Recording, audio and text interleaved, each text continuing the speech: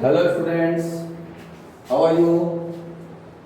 I hope you all are fine and at this challenging time आपको fine रहना भी पड़ेगा. So today I will start a new chapter for practice the class 10th mathematics. The chapter is quadratic equations. Previous video I have talked about that the real numbers, polynomial, linear pair of equations, quadratic equations and trigonometry. And again starting from first chapter for the practice question, solving few practice questions. So chapter 1, 2, 3 I think that real numbers and polynomials and a pair of binary equation two variables. इसका मैंने काफी practice question करवा दिया. Today I will solve few questions about quadratic equations.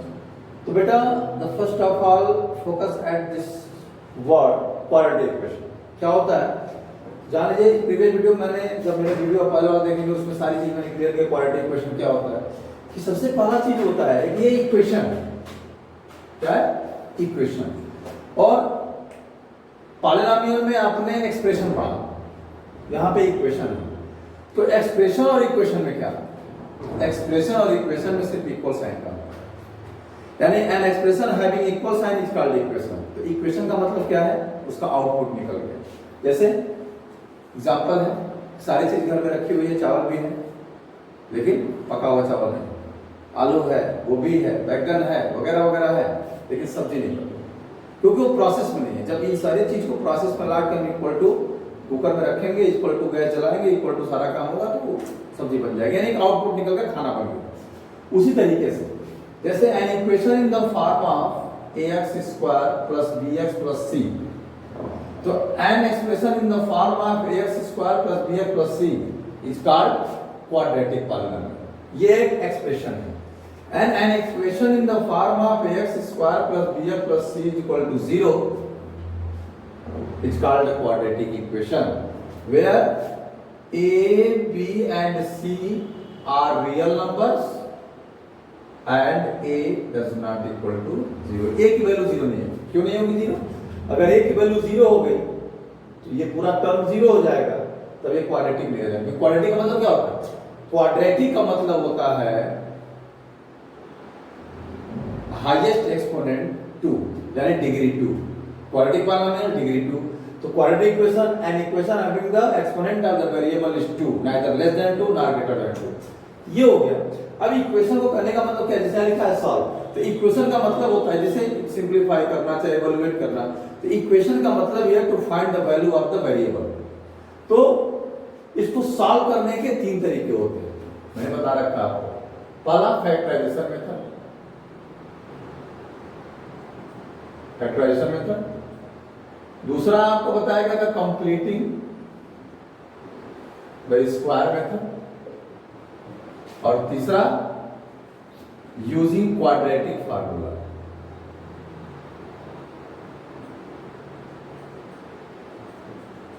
Using quadratic formula. तो ये 3 तरीके से. Equation का मतलब होता है सॉल्यूशन निकालना, जो वैल्यू होती है वही चीज. 9th में आपने पॉलिनोमियल पढ़ा, 10th में आपने पॉलिनोमियल पढ़ा, उसमें जो जीरोस थे, जीरोस को निकाला गया. जीरोस क्या है, कैसे निकाले जा रहे हैं, जीरोस के कोएफिशिएंट से रिलेशंस क्या है. तो अब यहां पे जब इक्वल 0 लग गया तो इसका 3 तरीके से सॉल्यूशन निकलेगा, that is factorization, completing the square and quadratic formula. अब बेटा इनके बारे में हम लोग चर्चा करेंगे. पहले हम लोग फैक्टराइजेशन मेथड चर्चा करेंगे, लेकिन इसके पहले जान लीजिए कि जानना जरूरी है क्वाड्रेटिक इक्वेशन क्या है, मैंने बता दिया आपको. अब जैसे क्वेश्चन, एक हमारा से क्वेश्चन ले लेते हैं, x square plus 5x plus 6. ये 8th क्लास से लेकर 9th क्लास तक आप पढ़ते रहे हैं, इक्वल टू 0 लगा दिया तो क्वाड्रेटिक इक्वेशन हो है वही चीज. अब जब इसके आप क्या फाइंड करेंगे, x की वैल्यू फाइंड करेंगे. ये ध्यान रखिएगा, जब भी कोई क्वाड्रेटिक इक्वेशन होगा तो उसके 2 सॉल्यूशन होंगे. 2 सॉल्यूशन मतलब क्या है, जैसे पॉलिनोमियल में x स्क्वायर माइनस 1 आपसे कहा गया कि x इक्वल टू 1 रखा गया तो 1 स्क्वायर माइनस 1 1 माइनस 1 0 हो गया. और x इक्वल टू माइनस 1 रखा गया तो माइनस 1 0, यानी 1 माइनस 1 0 हो गया, नहीं हो गया. तो इसके 2 सॉल्यूशन हो गए, x इक्वल टू माइनस 1 और 1. 2 सॉल्यूशन यानी 2 जीरोज हो गए. अब यही इक्वल टू अगर 0 लगा देंगे तो इसको आराम से निकाल सकते हैं आप इस तरीके से सॉल्यूशन निकालें. अगर इक्वल क्या हो गया, क्वाड्रेटिक इक्वेशन हो गया.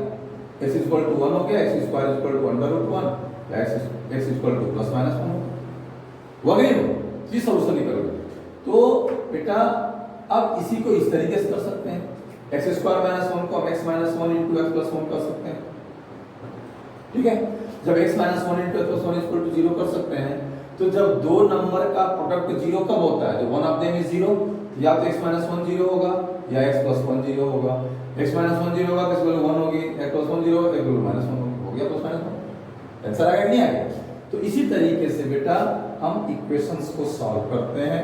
उसको सॉल्व करने के तीन तरीके होते हैं, factorization method, completing the square method and using quadratic formula.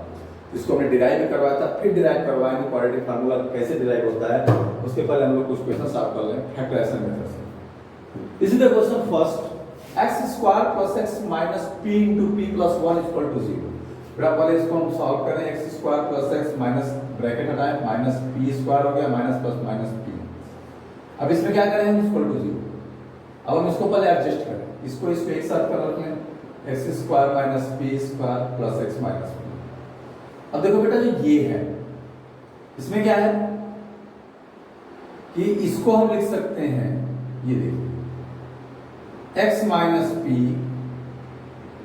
Into x plus P अब प्लस x माइनस पी।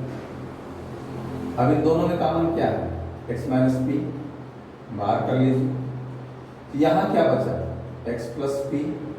यहां जब हट गया तो 1 बचेगा, यानी ये आ गया x minus P x plus p plus 1 और इक्वल टू। अब इन दोनों का प्रोडक्ट 0 है, तो x minus p equal to 0, x equal to p हो गया,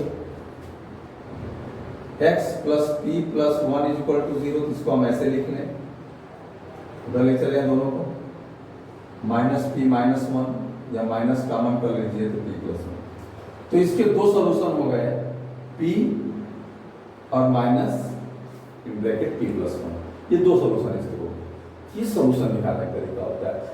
अब जैसे क्लास 8 में पढ़ते रहे, 9 में फैक्टराइजेशन करते रहे, लेवल गाइडेंस में फैक्टराइजेशन कैसे करते हैं, तो फैक्टराइजेशन करिए और फिर जब जो दो फैक्टर आ जाएंगे तो हर एक का इक्वल टू 0 करके वेरिएबल वैल्यू निकाल दीजिए, कहानी क्लियर हो जाएगी। समझे?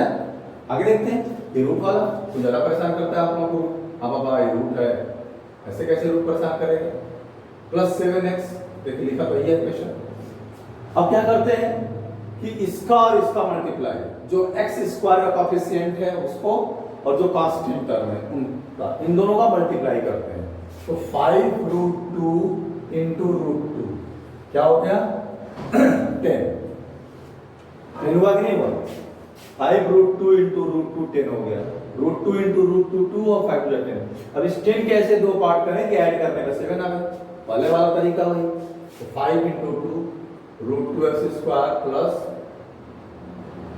5 plus 2 into x plus 5 root 2। ध्यान रखिएगा बेटा,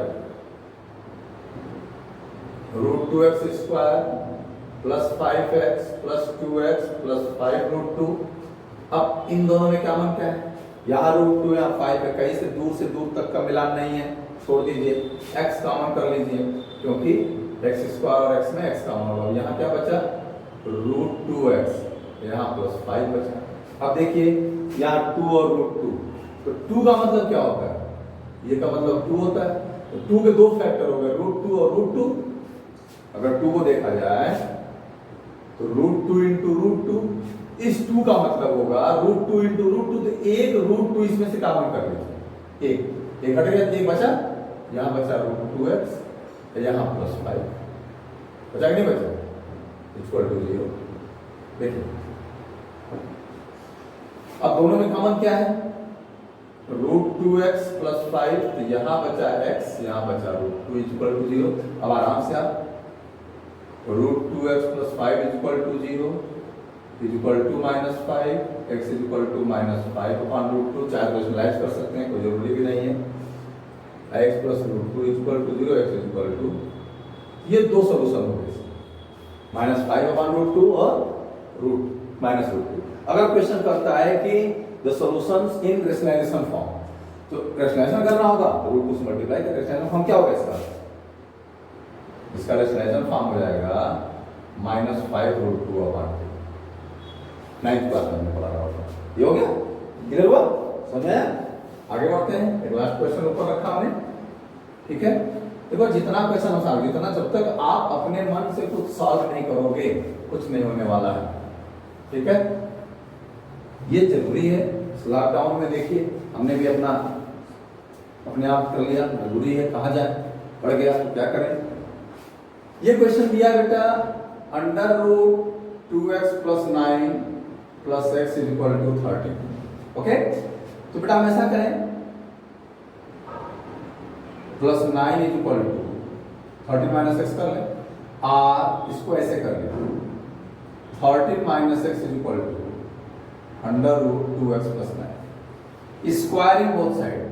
कैलकुलेशन की कुछ क्राइटेरिया होती है जो प्रैक्टिस से ही होती है, ठीक है। इसमें आया तो जाहिर बात है कि हमें रूट लाना होगा, तो स्क्वायरिंग बोथ साइड करेंगे, ये स्क्वायर होल स्क्वायर हो गया equal to under root 2x plus 9 whole square.